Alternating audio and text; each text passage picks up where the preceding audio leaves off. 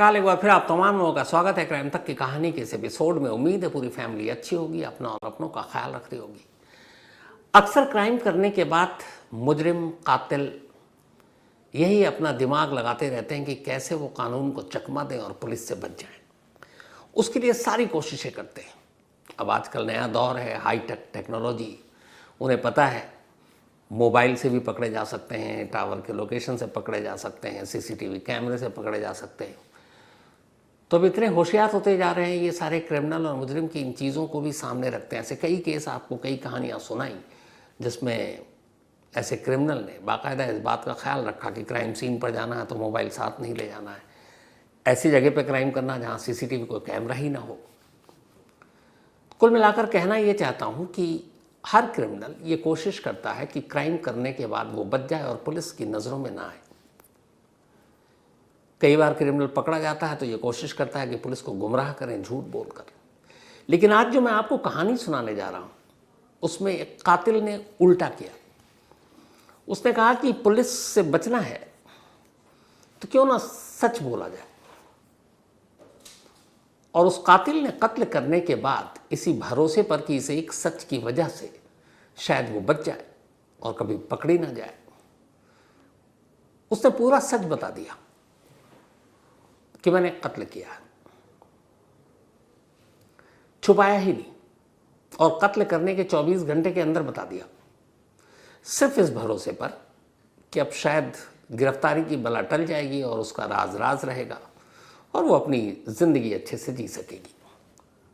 लेकिन होता क्या है, ये कहानी है कर्नाटक के गुलबर्गा इलाके की, बल्कि कलबुर्गी डिस्ट्रिक्ट है एक, वहीं पर कलबुर्गी डिस्ट्रिक्ट में एक नौजवान रहा करता था जिसका नाम था इम्तियाज़ अहमद। उस वक्त इम्तियाज़ सरकारी नौकरी की तलाश में कॉम्पिटिटिव एग्ज़ाम देने के लिए इधर उधर अपनी कोशिश कर रहा था। और इत्तेफाक से इसी डिस्ट्रिक्ट में एक लड़की रहती थी जिसका नाम था लक्ष्मी। लक्ष्मी भी सरकारी नौकरी की तलाश में कॉम्पिटिटिव एग्ज़ाम की तैयारी कर रही थी। 2005 की बात है, यानी 20 साल पहले। इम्तियाज़ और लक्ष्मी दोनों का सिलेक्शन हो जाता है स्कूल टीचर के तौर पर। एक टीचर के तौर पर दोनों की नौकरी लग जाती है।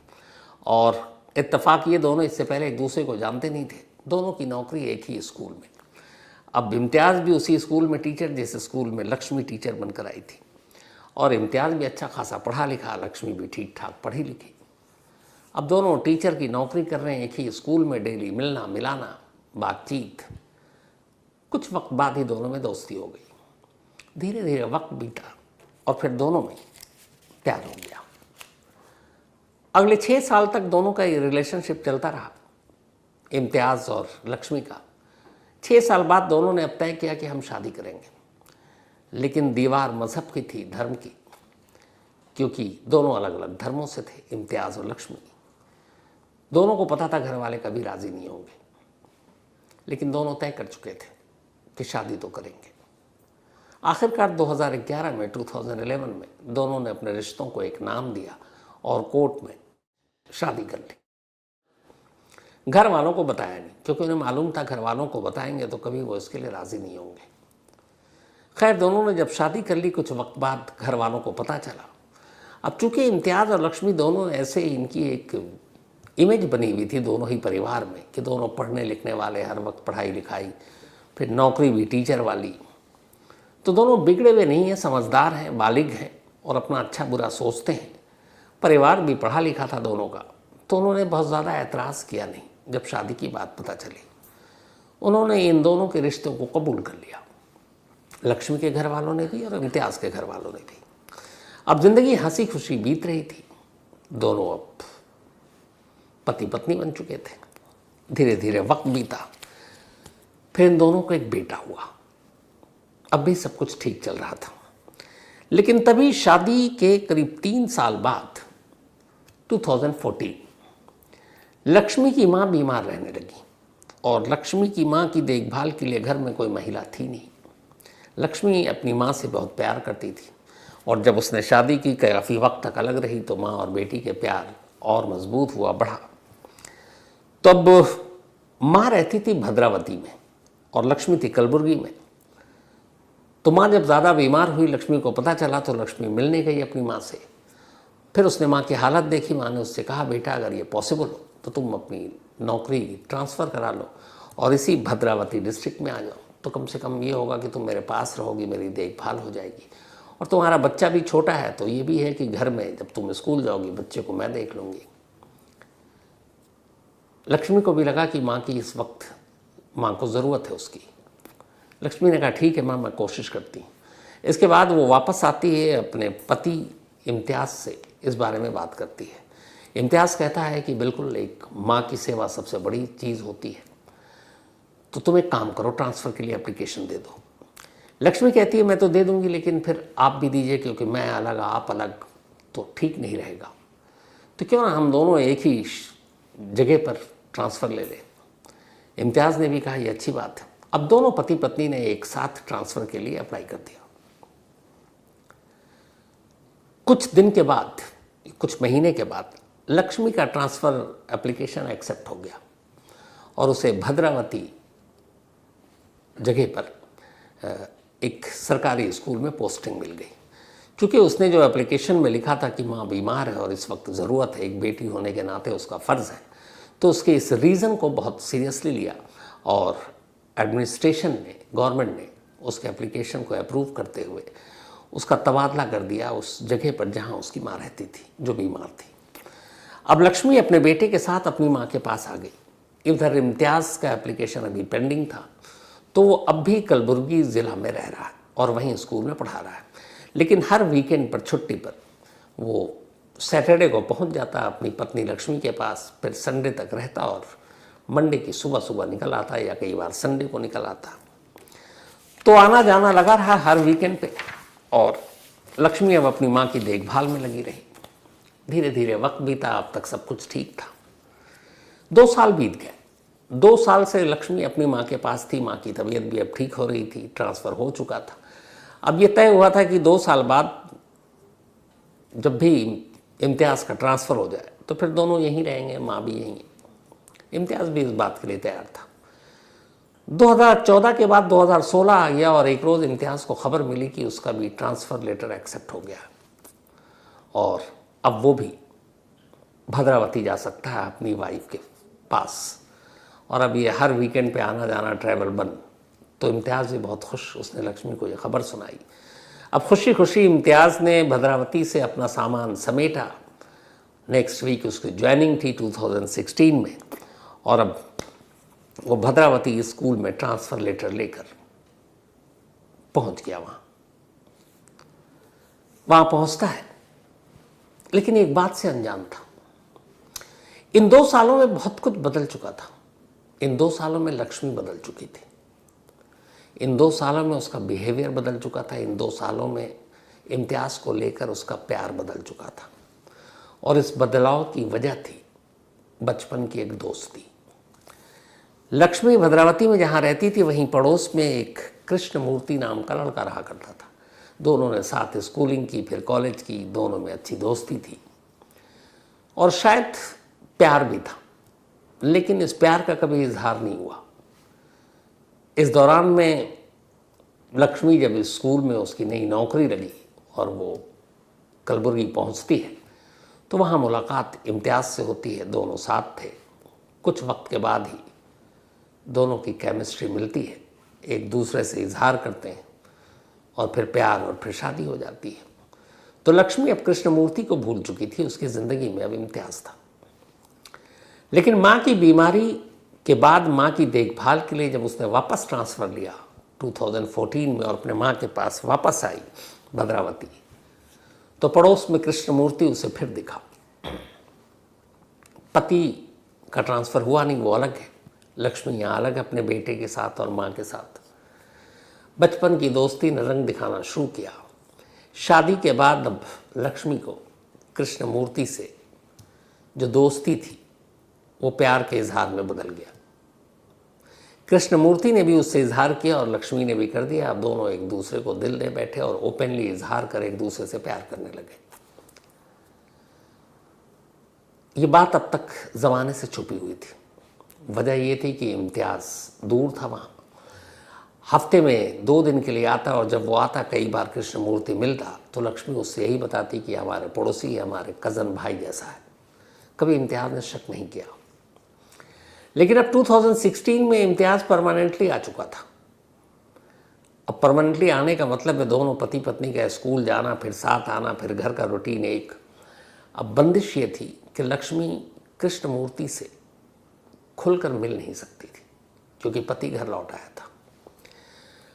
अब दिक्कत होने लगी, लेकिन फिर भी दोनों मिलते हैं, और इत्तेफाक से ऐसी बातें ज़्यादा दिन छुपती नहीं है। इम्तियाज़ के कानों तक इनके रिश्ते की बात पहुंची। जब बात पहुंची तो फिर इम्तियाज़ ने अपनी सास से बात की, फिर कृष्णमूर्ति से बात की, फिर कृष्णमूर्ति के घर वालों और कृष्णमूर्ति से कहा कि देखो, हमारी शादीशुदा ज़िंदगी को बर्बाद मत करो और अब हमारे परिवार से दूर रहना और दोबारा कभी इधर दिखाई नहीं देना। अब ये बात लक्ष्मी को भी समझाई गई, लेकिन इस बात को लक्ष्मी और कृष्णमूर्ति ने किसी और तरह से लिया। उन्हें लगा कि अब उनके मेल जोल में, उनके मेल मिलाप में, मिलने जुलने पर ये एक दीवार आ गई है, एक रोक टोक शुरू हो गया, और ये बंदिश और ये बंधन उन्हें कबूल नहीं था। फिर क्या करें? अब दोनों ने मिलकर सोचा कि कुछ ऐसा किया जाए जिससे उनके मिलने पर कभी कोई रोड़ा ना आए।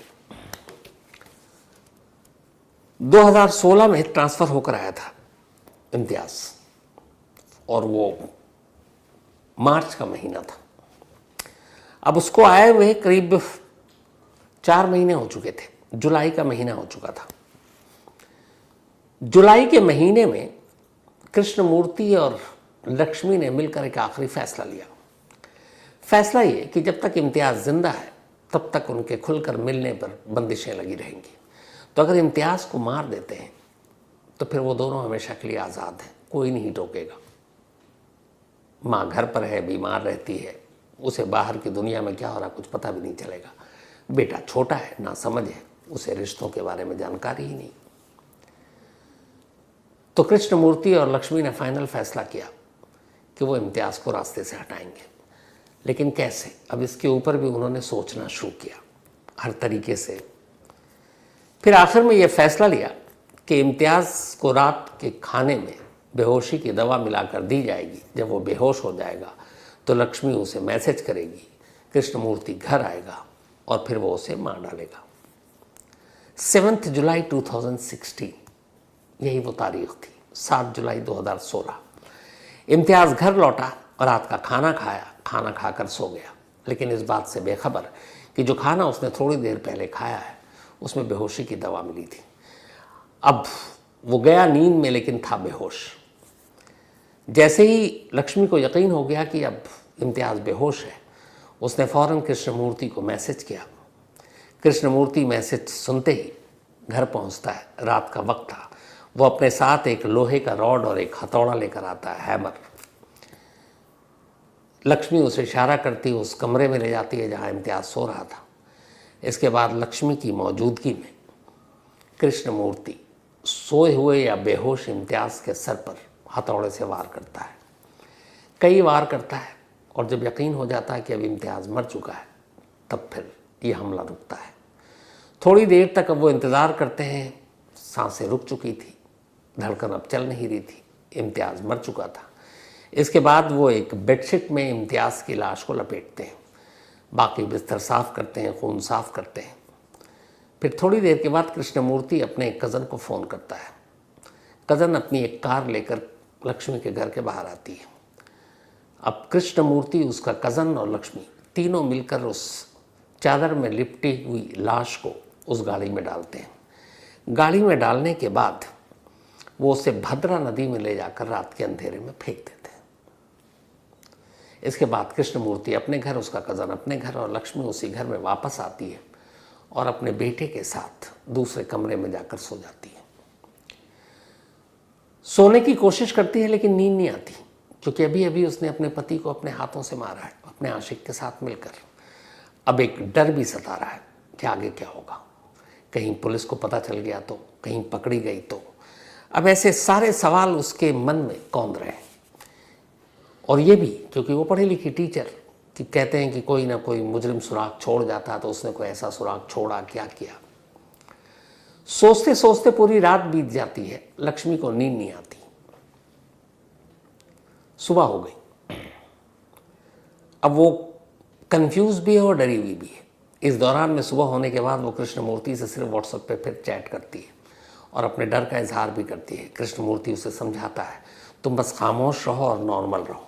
अभी तो ये पता ही नहीं है कि इम्तियाज़ कहाँ है, क्योंकि बॉडी तो हमने नदी में बहा दी है, तो लाश के कोई सबूत भी नहीं है, तो अभी ये सब किसी को पता भी नहीं चलेगा। यह है कि इम्तियाज़ कहीं चला गया।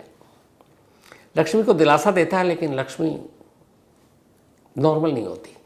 मन में डर था, एक कत्ल किया, वो भी पति का, और पकड़े जाने का अब डर सता रहा है। तभी उसने एक काम किया बिना कृष्णमूर्ति से पूछे हुए। उसने कहा, अगर मैं इम्तियाज़ के भाई को फ़ोन कर ये बता दूं और एक कहानी सुनाऊं कि तुम्हारा भाई इम्तियाज़ शादी के बाद मुझे बहुत टॉर्चर करता था, मुझे मारता पीटता था, किसी और लड़की के साथ उसका अफेयर था और इतना ज़्यादा जुल्म ढाता था कि अपनी जान बचाने के लिए मैंने उसका कत्ल कर दिया, लेकिन अब मेरे पास एक बेटा है, इम्तियाज़ की निशानी है, अगर मैं पकड़ी गई, मैं जेल चली गई, तो फिर बेटे का क्या होगा, इम्तियाज़ की निशानी का क्या होगा। क्या पता है इम्तियाज़ का भाई ये सुनकर उसका साथ दे। और एक बार इम्तियाज़ के भाई ने साथ दे दिया तो फिर पुलिस नाम की कोई चीज़ है नहीं। कई बार सोचा कृष्णमूर्ति को ये आइडिया दूं, फिर हिम्मत नहीं की कि शायद वो मना कर देगा, और आखिरकार फिर लक्ष्मी ने तय कर लिया कि वो इस कत्ल का सच इम्तियाज़ के भाई को बताएगी और इसके बताने से वो बच जाएगी। उसने सीधे इम्तियाज़ के भाई को फ़ोन मिलाया। उसने कहा कि शादी के बाद कुछ वक्त तक तो ठीक था, लेकिन फिर जब हम कलबुर्गी ज़िला में थे स्कूल में, तब इम्तियाज़ ने मुझे मारना पीटना शुरू कर दिया। उसका बिहेवियर बदल गया, उसका प्यार बदल गया, छोटी छोटी बातों पर, गलतियों पर डांटता, मारता, पीटता। फिर उसकी ज़िंदगी में कोई लड़की आ गई, उसकी वजह से वो और मुझे ज़्यादा टॉर्चर करता। मैं तंग आ गई थी, कई बार सोचा जान दे दूं, लेकिन फिर बेटा था। और फिर अभी हुआ ये कि उसने मुझे इतना ज़्यादा टॉर्चर किया कि गुस्से में मेरे हाथों उसका कत्ल हो गया। अब अगर मैं ये पुलिस को बताती हूँ तो मेरे बेटे का क्या होगा, बाप तो अब रहा नहीं है और मैं खुद जेल चली जाऊँगी, उसकी परवरिश कौन करेगा, माँ बीमार है। तो इसीलिए आपको फ़ोन किया है कि आप मेरा साथ दीजिए ताकि पुलिस तक ये बात ना पहुँचे, और अगर मैं सही नहीं होती तो ये बात आपको बताती ही नहीं। लेकिन मैं कबूल कर रही हूँ, मैं इकरार जुर्म कर रही हूँ कि मैंने ही इम्तियाज़ को मारा है, लेकिन हालात जुदा थे क्योंकि वो मुझे बहुत मारता पीटता था, मेरे बर्दाश्त से बाहर की चीज़ थी। अब उसने ये पूरी कहानी तो सुना दी इस भरोसे पर कि इस सच को बताने से वो खुद बच जाएगी, और यही उसकी सोच थी। लेकिन जिस शख्स को उसने बताया उसके दिमाग में कुछ और चल रहा था। जब लक्ष्मी ने यह कहानी सुनाने के बाद फ़ोन रखा तो उसका भाई घबरा गया। उसने कहा कि इम्तियाज़ किसी पर हाथ उठाए तो हम सोच भी नहीं सकते, बचपन से जानते हैं, वो बिल्कुल सीधा साधा, कभी हिंसक नहीं हुआ, कभी गुस्से में नहीं, और फिर इतने वक्त के बाद भी जब घर आना जाना हुआ तो कभी लक्ष्मी की माँ ने भी इम्तियाज़ की बुराई नहीं की, सभी लोग तारीफ़ करते थे। तो उसे लगा कुछ तो गड़बड़ है, लेकिन अब इस गड़बड़ या इस जो भी झूठ है इसका कैसे पर्दाफाश किया जाए। फिर उसने तय किया कि वो ये बात छुपाएगा नहीं, वो पुलिस को बताएगा। अब इम्तियाज़ का भाई पुलिस स्टेशन पहुंच गया। अब ये याद रखिए कि इम्तियाज़ जिंदा है, मर गया है, कहाँ है, गायब है, नहीं है, अभी किसी को पता नहीं है। वो अचानक पुलिस स्टेशन पहुंचता है इम्तियाज़ का भाई, और कहता है मेरे पास मेरी भाभी का एक फ़ोन आया और उन्होंने कहा कि ऐसे ऐसे इम्तियाज़ मुझे बहुत मारता था और अपने आप को बचाने के लिए मैंने इम्तियाज़ का कत्ल कर दिया, और आप किसी को बताना मत वरना मेरे बच्चे की ज़िंदगी बर्बाद हो जाएगी। अब जब पुलिस ने ये बात सुनी तो पुलिस भी हैरान। अब एक शख्स कत्ल की बात पुलिस के पास लेकर पहुंचा है, और यहाँ पुलिस इस उलझन में है कि उस शख्स की ना गुमशुदगी की कोई रिपोर्ट है, मर्डर की बात ही तो दूर है।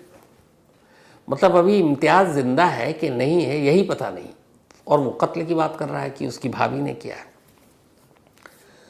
फिर भी मामला सीरियस था, तो पुलिस ने कहा चलो तफ्तीश करते हैं। पुलिस ने खामोशी से तफ्तीश करनी शुरू की तो पता किया कि हाँ 8 जुलाई को किसी ने इम्तियाज़ को नहीं देखा, 7 जुलाई को आखिरी बार देखा था जब वो घर आया। अब पुलिस आसपास के लोगों से जब पूछताछ करके तसल्ली हो चुकी कि इम्तियाज़ 24 घंटे से नहीं दिखा है तो फिर पुलिस घर जाती है। लक्ष्मी की माँ से पूछताछ करती है आपका दामाद कहाँ है। उसकी माँ भी हैरानी जताती है, कहती है कल तो था लेकिन शाम रात तक था जब वो सोने गया, लेकिन सुबह से मुझे दिखाई नहीं दिया। और ऐसा होता नहीं क्योंकि वो घर से जाता है तो बाकायदा मिलकर दुआ सलाम करके जाता है, पर आज ऐसा हुआ नहीं। अब पुलिस को शक हुआ। पुलिस ने अब लक्ष्मी से पूछताछ शुरू की। लक्ष्मी ने कहा कि वो रात यहीं थे, सुबह निकले, उसके बाद से पता नहीं। अब पुलिस के पास कोई प्रूफ भी नहीं क्योंकि एक भाई से बयान दे रहा है। अब रिश्तों में भी दरार की वजह से लोग किसी को फंसा सकते हैं। पुलिस ने बड़ी खामोशी से अब लक्ष्मी का नंबर लिया और कहा कि अब ज़रूरत होगी तो आपको पूछताछ के लिए बुलाएंगे और अगर आ जाए आपका पति इम्तियाज़ तो आप हमें इन्फॉर्म कर देना। तो आप अपना नंबर दे दीजिए। पुलिस ने लक्ष्मी का नंबर लिया और उस लक्ष्मी के नंबर का आप CDR निकाला, कॉल डिटेल रिकॉर्ड। इसके बाद सारी डिटेल को देखने के बाद पुलिस फिर पहुंची, लक्ष्मी से उसका फ़ोन लिया। उस फ़ोन में बहुत सारे व्हाट्सएप चैट थे जो डिलीट हो चुके थे, लेकिन फिर भी उस फ़ोन के ज़रिए पुलिस को कृष्णमूर्ति के बारे में जानकारी मिली क्योंकि सबसे ज़्यादा कॉल चैट। और जो सबसे अजीब चीज़ थी कि 7 और 8 जुलाई की लेट नाइट तक 3-4 बजे तक दोनों में बातचीत भी हो रही है। तो जिस दिन से गायब उस दिन तक लेट चैट और बात पुलिस के कान खड़े हो चुके थे। अब पुलिस ने कृष्णमूर्ति को उठाया, उससे पूछताछ की, फिर दोनों को आमने सामने बिठाया, फिर पूछताछ की। अब इस पूछताछ के बाद दोनों के पास कोई रास्ता बचा नहीं था। दोनों ने एक्सेप्ट कर लिया कि उन्होंने ही इम्तियाज़ को मारा और उसकी वजह ये थी कि ये दोनों एक दूसरे से प्यार करते थे। इम्तियाज़ इनके प्यार के बीच में एक रुकावट था। फिर उन्होंने बताया कि हमने लाश भद्रावती नदी में फेंक दी। अब पुलिस की टीम जो है तैराकों का इंतज़ाम करती है। इसके बाद भद्रा नदी में सर्च ऑपरेशन चलाया जाता है और 9 जुलाई 2016 यानी मर्डर के दूसरे दिन तीसरे दिन हो गया। आखिरकार लंबी तलाश के बाद भद्रा नदी से इम्तियाज़ की लाश बरामद हो जाती है। लाश बरामद होने के बाद अब केस खुल चुका था। फिर पोस्टमार्टम रिपोर्ट सामने आता, उसमें मौत की वजह पता चल गई। दोनों के इकरार जुर्म उनके सामने थे। मोबाइल बहुत सारे खुलासे पहले ही कर चुके थे।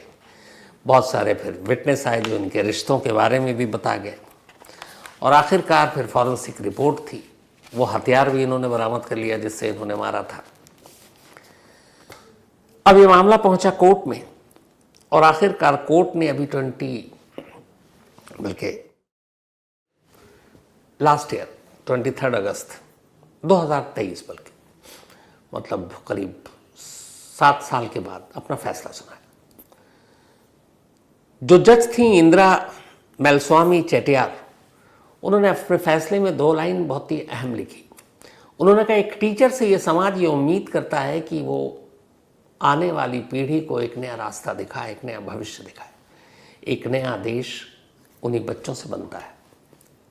लेकिन अगर टीचर ही इस तरह की क्राइम करें तो फिर भविष्य की पीढ़ी पर क्या असर होगा।